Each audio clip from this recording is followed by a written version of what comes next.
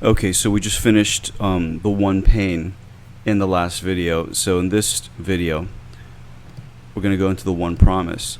So it's the same basic principle. When you're looking at, well, let's start with the good stuff. So when you're looking at controls or breakthrough ads, uniformly you're going to find there's one very excruciatingly clear promise that is within the first 300 words.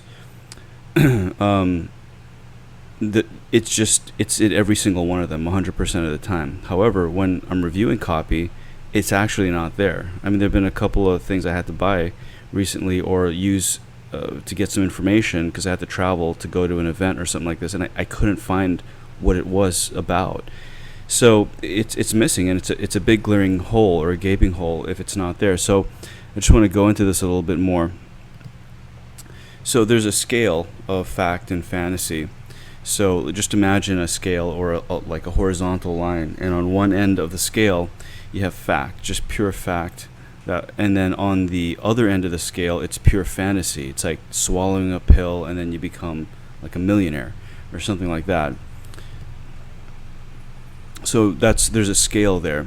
So this is something I got from John Carlton's course. I think it was so helpful. So there's a sweet spot somewhere in the middle of fact and fantasy. So you want to go as far towards fantasy as possible, but if you go too far, it starts to become unbelievable, and people don't take it seriously. So if your price point is really low, you can go much further, and someone will buy it just because the price point is low, and there's the hope that some part of the promise will come true. But you're really looking for the sweet spot in the middle and kind of pushing the limits towards fantasy. Now, if you want to get an example, there's some controls just in recent times that are really good examples of one promise, and you can do a Google search for Chris Haddad. He's an elite copywriter, and he comes out like with his video sales letters almost the first line or the second line is this gigantic promise. And in his case, he doesn't even go into the believability aspect of it. In my opinion, it's just so outrageous that you just have to listen some more because you want to see what he's going to say. But if you just look at some of the most effective marketing campaigns, ones that we know have built very large companies from very small companies, you'll find there's a very clear promise. Amazon. I remember the Amazon commercials before Amazon is the Amazon we know of today. But basically, there was a very clear promise, and I remember the commercial. Basically, any book you wanted, Amazon would have it, and you could order it, and it would be delivered to you. So it was an excruciatingly clear promise. You could see it from miles away. Domino's Pizza is a really good example of a very clear promise. You're going to get a pizza within 30 minutes or less, or it's free. Really, really clear house. Men's Warehouse. This is a small chain. It's now a really big chain. Very, very clear promise. I forgot what it is, what the wording is, but something along the lines of "You're going to love the way you look, I guarantee it." And there's the owner saying that, and he kept saying it over and over again. And these are in 30-second slots. So within 30 seconds, you're going to hear the promise. Chris Haddad, I just said that. John Carlton's ads, he puts a lot of the promise in the headline, in all those golf ads. They're there in some of his other ads, like the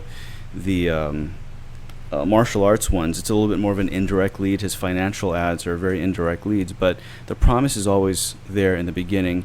Gary Benzavenga, you can find a way to buy his ads, buy the controls, and you'll see that there's one overriding promise within the first 300 words of the copy. Eugene Schwartz, same thing. When you're in all of his ads, it's so crystal clear. There's this one big promise. The one promise is more important than the one pain. So I want to make that clear. You can get by with implying the pain, the one pain, but you can't get by without the one clear promise. So again, just to summarize, we have one customer, one overriding pain, and one promise. Try your best to get to that before writing a single word. I promise you, if you can get that down and you can sit with those three things, the copy just writes itself. Okay. Let me get into the next point here. And the reason why it writes itself is because it creates a bullseye for you. See, when I was first learning how to write copy, I learned what a lot of people did, which is write a lot of bullets. And what always annoyed me is that I would write a lot of bullets, and at the end I would edit all the stuff out, and I'd have to cut all the stuff out. So I would spend all this time writing stuff that I wouldn't use, and I would spend all this time deleting all the stuff that I didn't want to use or I didn't feel was necessary. So that's two periods where I'm spending time on something that really didn't end up on the ad. So when I started thinking about this, I mean, this took a really long time. Basically, when I thought about, like, boy, if I could just reduce this down to like this, like a lighthouse that guides me, and it basically became this power of one. Like, I needed to get a clear idea of who the customer was and what mattered most to them, what their beliefs were, what their attitudes were. I needed to get the one pain that, if I and I did this when I was a salesperson. I just asked them, I said, if there was one thing you could solve right now, what would it be? And they would think about it and they'd spit something out. But one thing I noticed is that when I was selling a prospect that really wanted a result, they always had an answer. If I asked them clearly, what's the one thing you want more than anything else, they would give me an answer. So it's not like it doesn't exist. It does exist. And then what's the one promise? This creates a bullseye because everything I write now is really, my sales letter is proving this. That's it. That my whole sales letter is just proving the one promise. And that's it. So the one promise is the reverse of the one pain, and both of them are connected to this one customer, and which has their own unique identifiers. Wait, hold on. Basically, and then when I started writing bullets, all my bullets were really aimed at proving this. So I would write bullets to show that this product would remove this one pain. Okay, and I would also write bullets trying to prove that it will fulfill this one promise. Okay, so that kept my writing contained. I was spending a lot less time, and there was a lot less waste. Because I wasn't writing stuff I wouldn't be using. I was writing everything that was already highly targeted already. So that's what this thing is here. It also kept every sentence targeted at the core of the sale.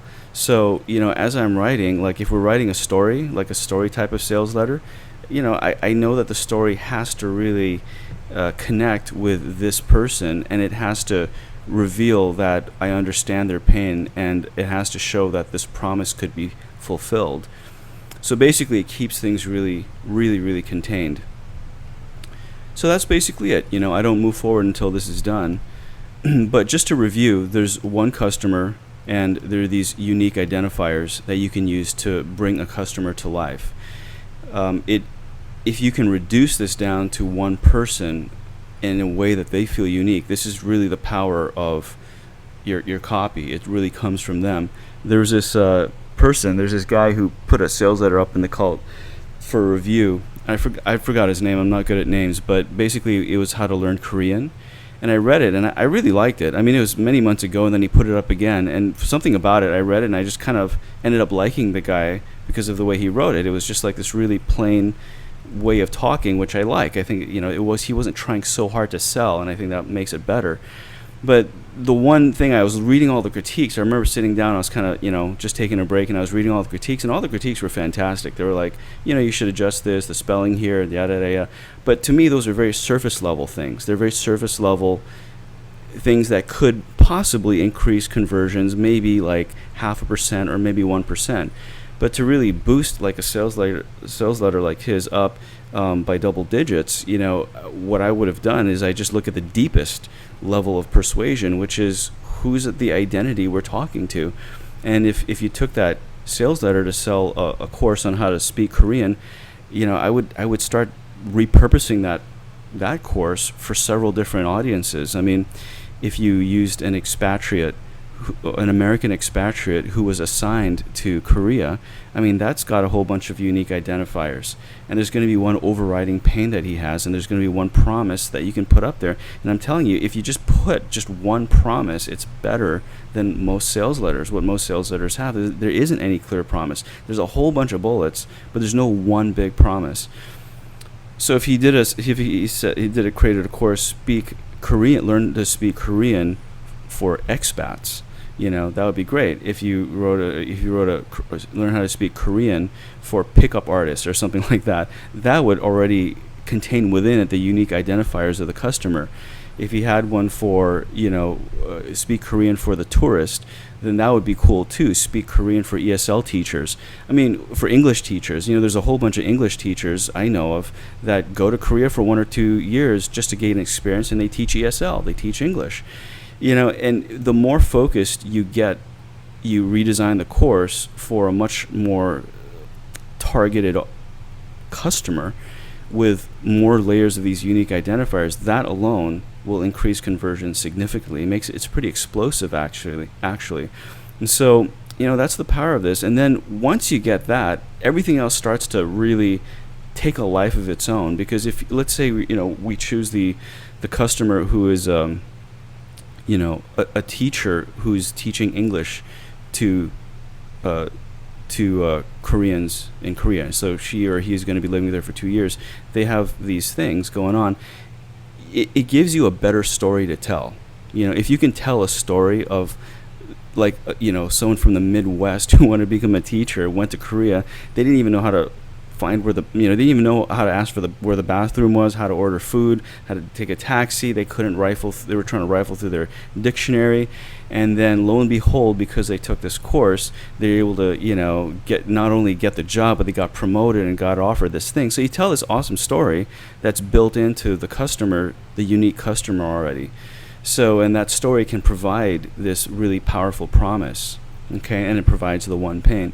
If you're talking about an expatriate who works for like Asian Development Bank or something like that, and he's assigned to Korea for like 3 or 4 years, he has to move his entire family there, and he has to start working with Korean diplomats and all this kind of stuff. I mean, that tells a story right there that is very, very unique. I mean, it's really, really unique. It stands out. It's not just your general run-of-the-mill kind of Korean courses are tough, this one's better. So that's just an example. I'm not trying to say that stories are the only way to do it. I'm just saying that if you can narrow everything down to one specific thing, and that is carried throughout the entire sales letter, it raises conversions. Now the funny thing is that it doesn't just raise conversions when you are targeting, when the traffic that comes to your sales letter is that exact audience. You actually sell the course to people who are not that audience.